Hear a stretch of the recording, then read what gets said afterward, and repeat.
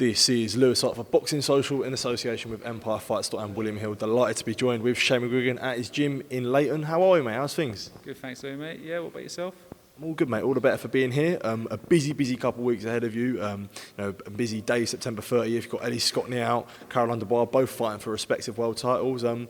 Is this frustrating? But I know it's probably easy when you've got sort of loads of fighters waiting for a date, but must be frustrating that they're not all on the same card. Yeah, exactly. It's going to be a logistical issue for sure, but one that I think we can manage. We've got a good relationship with DAZN and Eddie Hearn, and obviously with Sky as well. So even though they are putting a show on in London, two sides of London as well, I'll have Josh Pritchard working with Caroline and taping her up, and with my dad, and making sure that she's nice and calm and relaxed, and I'll go across and work the other fight with. Chris Smith will be over there. He's working the broadcast with BBC Radio 5 Live. My brother will be there. I'll be there. Jumbo, our cutsman, will be there. So we'll make it. We'll make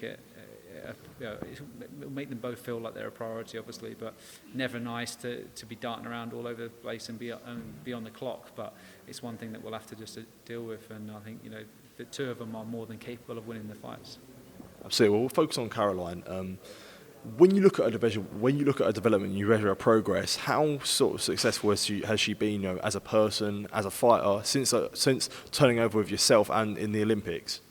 Yeah, I don't think she was performed her best in the Olympics. It was her first year really as a senior boxer, and I think she had so much success as a junior. She had no losses, so she got a loss before going into Olympics, and obviously confidence was down going into the Olympics. She was struggling at the weight, doing the 60 kilos on the day as well. So she's fighting at 61.3, but it's a day before weigh-in. You can let your body bounce back, and I just think she was in a system that didn't necessarily suit her.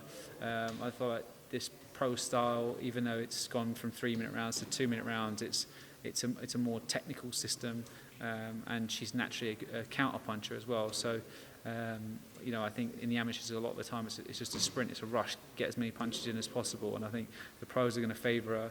But look at her development. I think it's her 7th or 8th fight. She's fighting for an IBO. She would be fighting for a IBF or a WBA or one of the major belts if Katie Taylor didn't have all of them tied up. But I think she's ready to fight anybody in the world. I genuinely believe it. It's been a two-year progression that's been rapid, and she's such a talent. Absolutely. Well, quickly moving on. Adam Azim got a good win a couple of weeks ago. Frank Smith came out last Friday saying that he's made an offer to boxer to potentially fight Dalton Smith. Don't know what happened with this offer. Obviously, Adam has news coming. For a fight like that, do you think it's time, to let that fight brew in a way and sort of, have both their progressions and develop and sort of make it for a big fight later on, and sort of not something you're looking at now?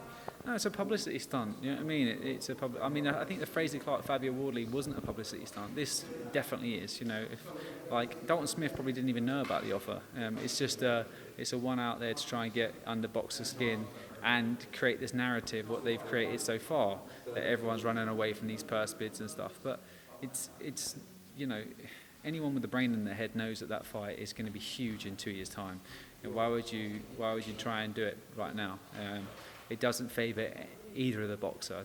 The figures that he put forward, you get 10 times that, genuinely 10 times that when they do it in 2 years' time. So, and then they can also develop and build up their careers and also their fan base, because neither of them are huge ticket sellers at the moment. They're both great fighters, but they need to have the fights to exhibit what they're really capable of, and put on these shows that people can get behind.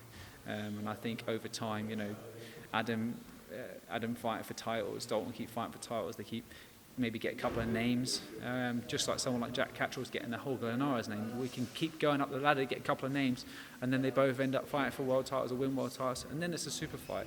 And the two of them have the ability to do that. Does Fabio Wardley have the ability and Fraser Clark have the ability to fight for world titles? No, I don't think so. I'm not saying that. No, I think Fraser could fight for a world title and potentially win a world title, but I don't think Fabio will, and I don't think the two of them will fight in an undisputed or unified world title fight. You know what I mean? It will just be one of them's going to get there and the other one isn't, sort of thing. So, it's just Dalton Smith is a great fighter and Adam's a great fighter, and I believe they're both young and they're both developing, and they'll have that chance to fight for world titles and make it into something special. Absolutely, Shane. I know you rush for time, so I appreciate your time anyway. So thank you, mate. Thank you. Let us down the gym, and thank you for interviewing me today. I appreciate it, mate. Thank you.